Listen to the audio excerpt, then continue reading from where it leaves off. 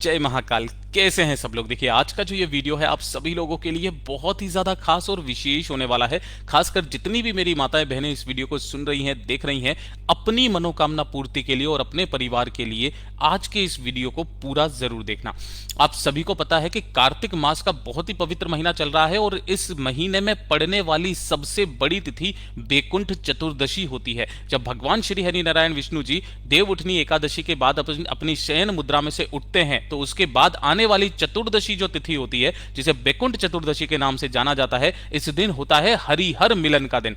हरि मतलब श्री हरि नारायण विष्णु जी और हर मतलब महादेव जी, इन दोनों के मिलन के दिन को बैकुंठ चतुर्दशी कहा जाता है। और इस दिन का कितना बड़ा महत्व होता है, जिस लोगों ने पूज्य गुरु जी की कथाएं सुनी है शायद मुझे बताने की जरूरत नहीं है। महादेव और भगवान श्री हरि नारायण विष्णु जी के मिलन के दिन जो व्यक्ति पूरे सच्चे तन मन धन से इन दोनों से कुछ मांग लेता है ना, उसकी सारी मनोकामनाएं पूरी जरूर होती है। पूज्य गुरु जी ने अपनी ही कथा में हरिहर मिलन के दिन का एक बहुत ही अद्भुत सा उपाय बताया है, तुलसी दल और बेल पत्र का उपाय, जिसे रख देने मात्र से आपकी जो दिल की कामना होगी, जो भी मनोकामना होगी, पूरी जरूर होगी।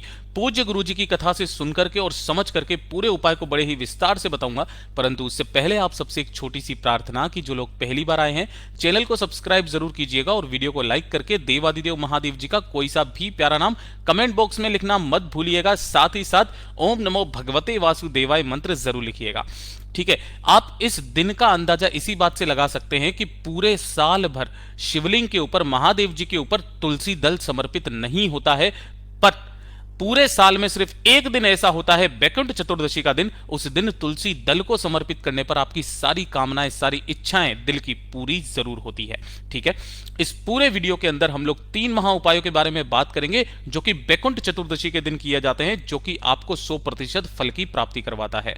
सबसे पहले बात करते हैं पहले वाले उपाय की। ध्यान से सुनना, समझते चले जाना। सबसे पहले बात करते हैं पहले वाले उपाय में।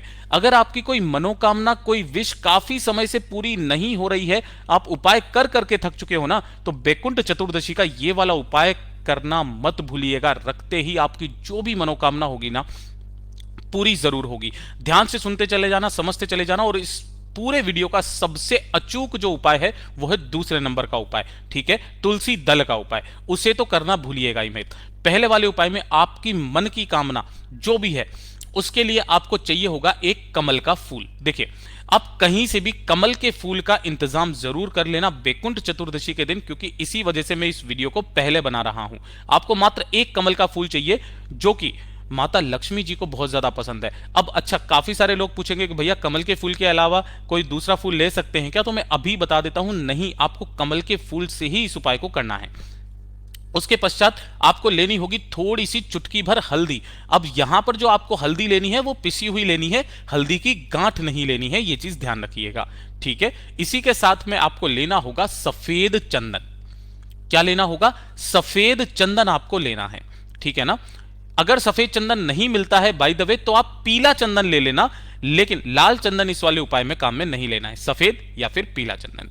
1 लोटा शुद्ध जल अपने घर का, जिस कलश में से आप जल पीते हैं उसमें से आपको 1 लोटा शुद्ध जल तांबे का लेना है और पहुंच जाना है देवादिदेव महादेव जी के मंदिर शिवलिंग के पास। सबसे पहले तो ध्यान से सुनिएगा, इस उपाय को करने का कोई समय नहीं है। पूरी बैकुंठ चतुर्दशी का दिन बहुत ही पवित्र दिन होता है। सुबह से लेकर शाम तक, प्रदोष काल तक, रात्रि तक, किसी भी समय आप जा सकते हैं। उत्तर दिशा, नॉर्थ डायरेक्शन की तरफ मुंह करके खड़े हो जाना।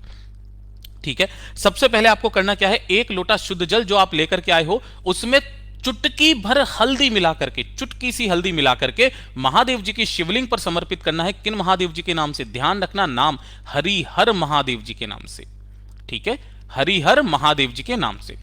उसके पश्चात आपने जो एक कमल का फूल लिया है ना, इस कमल के फूल के अंदर आपको चुटकी भर हल्दी अपना नाम और गोत्र बोलते हुए डाल देना है। क्या डालनी है?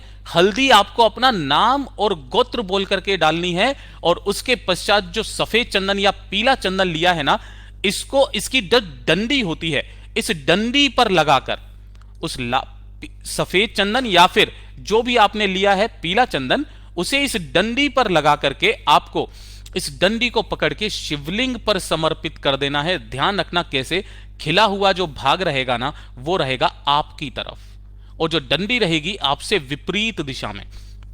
जो व्यक्ति बैकुंठ चतुर्दशी के दिन एक कमल का फूल हल्दी और चंदन इस तरीके से लगा करके महादेव पर समर्पित कर देता है, उसकी बड़ी से बड़ी मनोकामना पूरी हो जाती है। पूज्य गुरुजी ने कहा है एक बार प्रैक्टिकल करके जरूर देख लेना, कहीं शिहोर वाले बाबा झूठ तो नहीं बोल रहे हैं। और 1 साल के अंदर मेरा बाबा आपको क्या देता है बताइएगा जरूर। ठीक है, ये हो गया पहला उपाय। बात करते हैं दूसरा वाला उपाय और सबसे अचूक उपाय इस वाले वीडियो का, जिसे करना भूल मत जाइएगा। इस वाले उपाय को आपको अपने घर पर ही करना है। कैसे करना है ध्यान से सुनना, समझते चले जाना। यही वो दिन होता है जिस दिन महादेव जी को तुलसी समर्पित की जाती है, तुलसी दल समर्पित किया जाता है। इस वाले उपाय को करने का एक नियम है। इस वाले उपाय को सिर्फ और सिर्फ आप बैकुंठ चतुर्दशी की रात्रि 11 बजे से लेकर के दूसरे दिन सुबह के 4 बजे यानी कि ब्रह्म मुहूर्त का जो टाइम आता है उस समय तक आप कर सकते हो। ठीक है ना, इसी बीच में आपको करना है 4 बजे तक। ठीक है, जैसे भी मौका मिले। अगर आप नहीं कर पाते हो, गुरुदेव ने कहा रात्रि को नहीं जग पाते हो ना, तो 8 से 9 बजे के करीब भी आप कर सकते हो, परंतु नियम यही कहता है आपको रात्रि के 11 बजे के बाद इस उपाय को करना है। आपके घर में जो भी भगवान श्री हरि नारायण विष्णु जी का स्वरूप है, चाहे वो लड्डू गोपाल जी हो, चाहे वो सत्यनारायण जी की मूर्ति हो आपके घर में, या फिर शालिग्राम जी हो, है ना, वो आपको लेने हैं। और आपको एक लेना है शिवलिंग। अगर आपके घर में शिवलिंग नहीं है तो आपको यह उपाय कैसे करना है मैं बहुत जोर से बताऊंगा, अंत तक बने रहिएगा। अगर आपके घर में शिवलिंग है तो कैसे करना है, नहीं है तब कैसे करना है, दोनों ही तरीके से गुरुदेव ने बताया हुआ है। ठीक है, तो आपको भगवान श्री हरि नारायण विष्णु जी के स्वरूप का जो भी लड्डू गोपाल जी मिल जाए, शालिग्राम जी मिल जाए, सत्यनारायण जी का तस्वीर मिल जाए, राम जी की मिल जाए, कान्हा जी की मिल जाए, वो ले लेना। और आपके घर में जो शिवलिंग विराजमान है उसे आपको ले लेना है। ठीक है, रात्रि को 11 बजे दोनों को एक ही स्थान पर आपको समर्पित करना, मतलब एक ही स्थान पर आपको रखना है ना। रखने के बाद आपको चाहिए होगा एक तुलसी का पत्ता। क्या चाहिए ध्यान से सुनिएगा, एक तुलसी का पत्ता और एक चाहिए होगा बेलपत्र, जो कहीं से भी खंडित ना हो, पहले से ही आप इसकी व्यवस्था कर लीजिएगा। ठीक है, अब रात्रि के समय पर ध्यान से सुनिएगा, जब भी आप पूजा अर्चन करोगे ना, सबसे पहले आपको इन दोनों के समक्ष एक घी का दीपक जरूर लगाना है।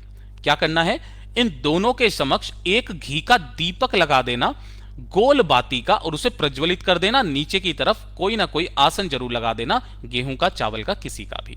ठीक है, यह पहला काम कर दोगे।